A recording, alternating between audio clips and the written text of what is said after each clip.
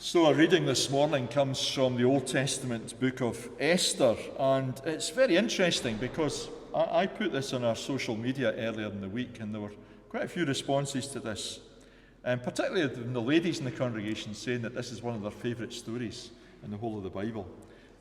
One of mine too. It's a beautiful story. This is what happened during the time of Xerxes.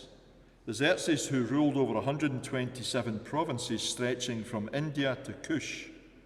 At that time, King Xerxes reigned from his royal throne in the citadel of Susa, and in the third year of his reign he gave a banquet for all his nobles and officials. The military leaders of Persia and Media, the princes and the nobles of the provinces were all present. For a full 180 days he displayed the vast wealth of his kingdom and the splendour and glory of his majesty.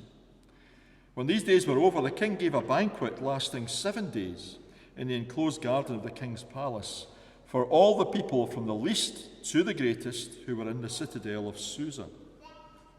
The garden had hangings of white and blue linen, fastened with cords of white linen and purple material to silver rings on marble pillars. There were couches of gold and silver on a mosaic pavement of porphyry, marble, mother of pearl, and other costly stones. Wine was served in goblets of gold, each one different from the other, and the royal wine was abundant in keeping with the king's liberality. By the king's command, each guest was allowed to drink with no restrictions. I think that's what we call in the East End of Glasgow an open bar. The king instructed all the wine stewards to serve each man what he wished. Queen Vashti also gave a banquet for the women in the royal palace of King Xerxes. On the 7th day, when King Xerxes was in high spirits from wine, he commanded the 7 eunuchs who served him. Now, this is where James is glad I'm reading this and he's not. Mehuman, Biztha, Harbona, Bigtha, Abagtha, Zethar, and Carcass. Woohoo! He commanded them to bring before him Queen Vashti, wearing her royal crown, in order to display her beauty to the people and nobles, for she was lovely to look at. But when the attendants delivered the king's command, Queen Vashti refused to come. Then the king became furious and burned with anger. Since it was customary for the king to consult experts in matters of law and justice, he spoke with the wise men who understood the times and were closest to the king. Here we go again. Karshena, Shethar, Admatha, Tarshish, Meres, Marsina, and Memucan, the 7 nobles of Persia and Media who had special access to the king and were highest in the kingdom. According to law, what must be done to Queen Vashti? He asked. She has not obeyed the command of King Xerxes that the eunuchs have taken to her. Then Memucan replied in the presence of the king and the nobles, Queen Vashti has done wrong not only against the king, but also against all the nobles and the peoples of all the provinces of King Xerxes. For the queen's conduct will become known to all the women, and so they will despise their husbands and say, King Xerxes commanded Queen Vashti to be brought before him, but she would not come. This very day, the Persian and Median women of the nobility who have heard about the queen's conduct will respond to all the king's nobles in the same way, and there will be no end of disrespect and discord. I should probably just stop there for the benefit of all the men and all the women in the congregation to think about that. Therefore, if it pleases the king, let him issue a royal decree. Let it be written in the laws of Persia and Media, which cannot be repealed, that Vashti is never again to enter the presence of King Xerxes. Also, let the king give her royal position to someone else who is better than she. Then, when the king's edict is proclaimed throughout all his vast realm, all the women will respect their husbands, from the least to the greatest. The king and his nobles were pleased with this advice. So the king did as Memucan proposed. He sent dispatches to all parts of the kingdom, to each province in its own script, and to each people in their own language, proclaiming that every man should be ruler over his own household using his native tongue. This morning we are, as Derek has said, going to begin a new series of studies looking at the book of Esther. A book which is loved and enjoyed by many Christians. When Derek posted on Facebook telling people that we were going to look at the book, there was several likes and several people commented saying, "Oh, I love that book." I'm going to sound like a broken record as well, but I also love the book of Esther. It's one of my favourite books of the Bible. However, the book of Esther doesn't come without controversy. During the Reformation, it was very close to being kicked out of the Bible. Key reformers and theologians like Martin Luther and John Calvin disliked, or maybe even as strongly as hated, the book of Esther and didn't think it should remain in the Bible. They thought it should be relegated to a selection of texts called the Apocrypha, which is basically just a selection of Christian texts that are useful, but they don't hold the same weight as the Bible. They're not the inspired word of God. However, despite the reservations regarding the book, Esther was included in the Protestant Bible, and his stories are much loved and enjoyed by many Christians. This morning, we're going to look at chapter 1 of the book and try and understand why is chapter 1 in the book anyway. As you will notice when Derek read it earlier, Esther is actually not mentioned in the opening chapter. The opening section of the book is about King Xerxes and his wife, Queen Vashti. This morning, we're going to look at why is that the case. Why is chapter 1 about King Xerxes and Queen Vashti? And to answer that question, we're going to look at a few different things. Firstly, we're going to look at the historical and biblical context of the book to understand where does the book lie within world history and the Bible. Secondly, we're going to look at the character of King Xerxes. And thirdly, we're going to look at the culture of the king's court before finally asking, what does it mean for us today? What can we take away from chapter 1 of Esther? The opening of the passage introduces us to the ruler at the time, King Xerxes, which is the Hebrew version of his name, and I've listed two other versions. There's a Hebrew version and the Persian version. I didn't even attempt to actually say the Persian version of his name because I just couldn't even start to comprehend it. We know from history that he ruled the Persian Empire from 486 BC to 465 BC, and he ruled over an empire which stretched from modern-day Pakistan all the way to modern-day Tunisia, and I've got a map here of it. So it's a vast and impressive empire. Xerxes' father, Darius I, was killed while he was in a war with the Greeks, campaigning over in Greece. And contemporary historians tell us that King Xerxes wanted to attack the Greeks to avenge his father. And just a quick aside, King Xerxes led the Persians against the 300 Spartans in a battle which has kind of been famous by the film 300 and Gerald Butler's line, "This is Sparta." And I wonder if anyone noticed while reading the text that the Persians loved to party. In our short passage this morning, there's 5 banquets mentioned in 22 verses. In the book of Esther as a whole, there is 20 banquets mentioned. In the whole Bible, there's only 24. So 20 of them are in the book of Esther.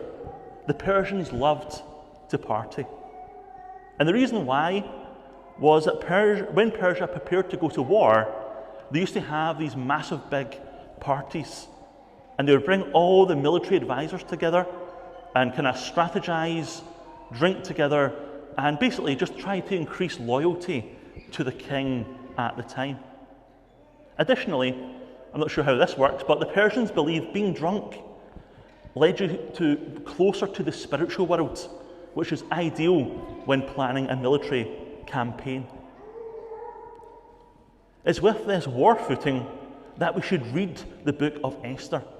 And with this in mind, it draws attention to the desire for loyalty and for King Xerxes to show his authority in controlling the events of the feast.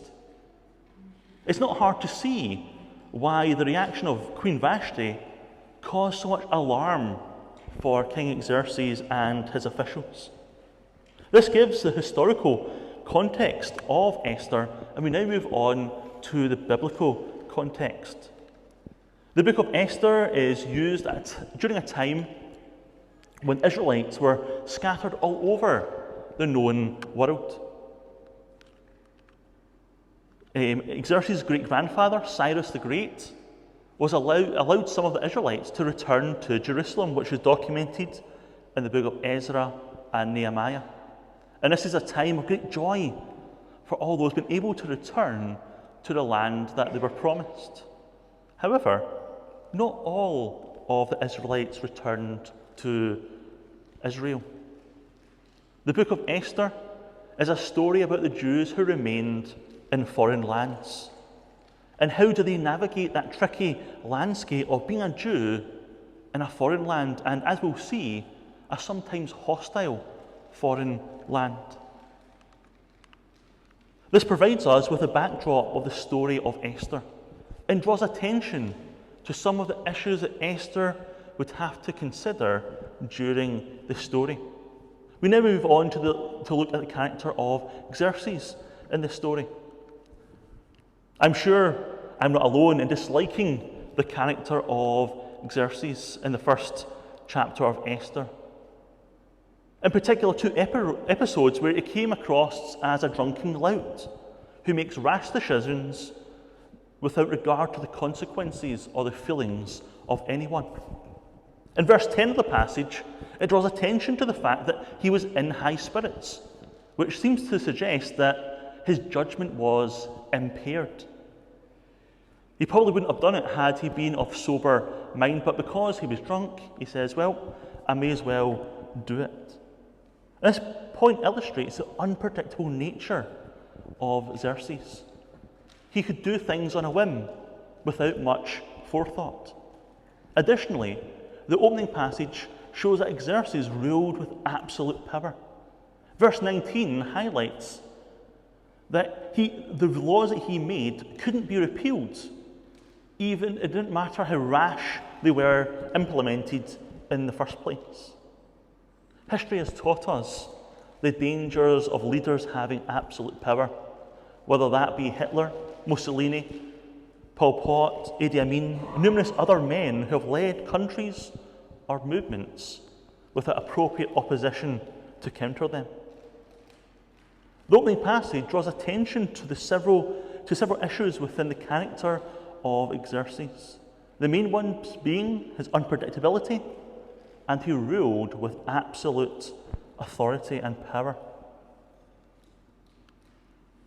In addition to the character of Xerxes, the author of Esther draws attention to the nature of the king's court at the time. After Vashti had refused to obey her husband's command, Xerxes gathered round his lead advisors to get their opinion on how best to proceed. Between verses 16 and 20, the advisors see Queen Vashti as a threat, and their actions could inspire other women to act against their husbands. The advisors wanted to stop this from happening at all costs. So they advised Xerxes to remove Queen Vashti, for him to issue a decree highlighting that women should obey their husbands. The passage highlights the nature of the king's court, how they regarded women primarily as tools to be used for their own ends. Xerxes didn't summon his wife because he missed her or wanted to spend time with her. It was to show off her beauty, so that the men gathered at the feast would become more loyal to him. She was being used as a political tool to further his own ambitions. Chapter 1 of Esther shows the toxic role which women were being used for at the time. They were being seen as tools as to be used, and if they were disagreed or stood up for themselves, they were seen as threats to get rid of. We return to the initial question that I posed at the beginning of this sermon. What is the purpose of chapter 1 of Esther? Why is it included within the book? The reason for this story in the book of Esther is to bring context to the situation facing Esther when she enters the story in chapter 2. It allows us as a reader to appreciate the dangerous situation and how vulnerable Esther is in the story. Xerxes is a king who rules with absolute power and has a pattern of volatile behaviour. Additionally, Esther will be operating in a court that sees women as tools to be used, and if there's any resistance, they were treated as a threat and dealt with accordingly. But additionally, Esther wasn't just a woman, but a Jewish woman, which is doubly as dangerous. The removed and banished Vashti, who is said to have been a Persian, how would they treat a foreign woman like Esther? Chapter 1 highlights the potential dangers that could befall Vashti as she is taken into the world of the king's court. It allows us to have an appreciation before we're introduced to Esther. Some of the final thoughts. I think one of the most difficult parts of this passage is that there's no moral or emotional judgment from the author on the character of Xerxes or sympathy for the character of Vashti. The writing style at that time allowed the reader to make their own judgment regarding how the story was perceived, which is not the case today. We modern readers are usually guided by the author on how we should react to particular characters. Now, because this is an ancient text, it doesn't spell out a clear moral message to us. However, if we use the Bible as a whole and put the passage up against it, there's a clear contrast between God and the character of Xerxes, and how he deals with power and how he respects women. Xerxes is rash and volatile with his power. He's only interested in what he can get out and will ride over anyone, regardless of how they feel or their feelings. However, God is the complete opposite of this. He uses his power to bless us, to make us prosper, and ultimately to have a relationship with him. Xerxes uses women for his own goals and purposes. However, God confirms that both men and women should be treated equally and have the same worth. And throughout the Bible, it's clear that God values women and men equally. Additionally, although God is not mentioned within the text, he's operating behind the scenes. He's using the situation of a domestic argument between a pagan king and queen to save his people from harm. I know from my own life that there are times when God has been working away in the background, and I've not been aware of it. It's usually only months or years or maybe even decades later, when reflecting back on it, you become aware of what God has been doing. And I'm sure I'm not alone in that. Sometimes we have a God who breaks into a life and changes it radically, whether that be kind of Paul on the road to Damascus. But more often than not, God is working in the background, guiding and encouraging us towards a better life and relationship with Him. And as we look over the next few weeks at the book of Esther, we will see God using the situation that unfolds within the Persian court to save His people and protect those He is most concerned about. I'm excited what the next few weeks holds as we look deeper into the book of Esther, and as we see God moving in this more subtle way. Amen.